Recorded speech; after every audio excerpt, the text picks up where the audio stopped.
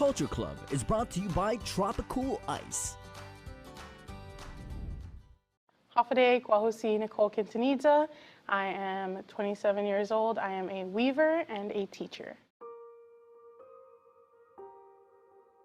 I started weaving when I was in college. I majored in CHamoru studies at UOG, and I met a friend there named James Bamba, and he was a weaver, and they announced that there were weaving classes or weaving activities going on at CHamoru in Tumon.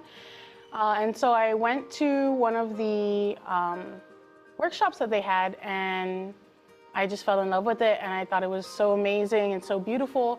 And so I had asked James if I could be his apprentice, and he said yes, and that's where it all started.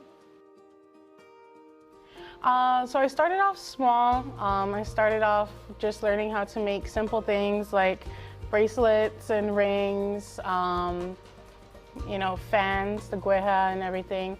And then, gradually over time, my weaving instructor, James, had, showed me how to make guaguats and kotuts and, very functional things. I think my favorite thing that I've made is the ancient CHamoru hat. So this is an example of it. This was made by one of my best friends, Ariel Lowe. I thought it was so cool to be able to make something that our people used to make hundreds of years ago, and go through the same process of doing the leaves and measuring it out and doing all the math, and then producing something so beautiful from just a couple strips of leaves. Yeah. Depending on what you weave with, there's different materials that you can weave with, whether it's coconut leaves or pandanus. I prefer to weave with pandanus. Pandanus is so durable. Ukgek, right, in CHamoru, it's a longer process and it's a more painful process, but I think it's more worth it in the end. You have to process these leaves. These are processed leaves here, but they have thorns all over them. They have three sets of thorns all over it, and you have to strip the thorns off with the CE, and you have to smooth out your leaves and process them, and that in itself is a labor of love. You have to be patient with yourself and patient with the leaves. Another quality that's important is to not take yourself too seriously. I think if you're too focused and you're too I gotta get it done and I gotta do it exactly perfect and I have to do it exactly this way, then it's not gonna come out correct. It's not gonna come out right. And you have to love it. You have to love the process from the very beginning, and you have to love what you're making and love why you're making it.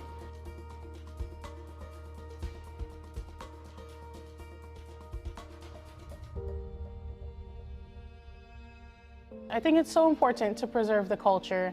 I'm a teacher. As a teacher, I teach Guam history, and that's my most important thing, is that if you don't understand the past, you're not going to know where you're from. You're not going to know who you are and who your people are and how amazing our culture and our people are and our history is. And so that's the biggest thing for me is I teach Guam history because I feel like it's important for our people to know where we come from and who we are and what we did and how we can continue to do it. We've been weaving for hundreds of years, and I see us weaving for hundreds more years.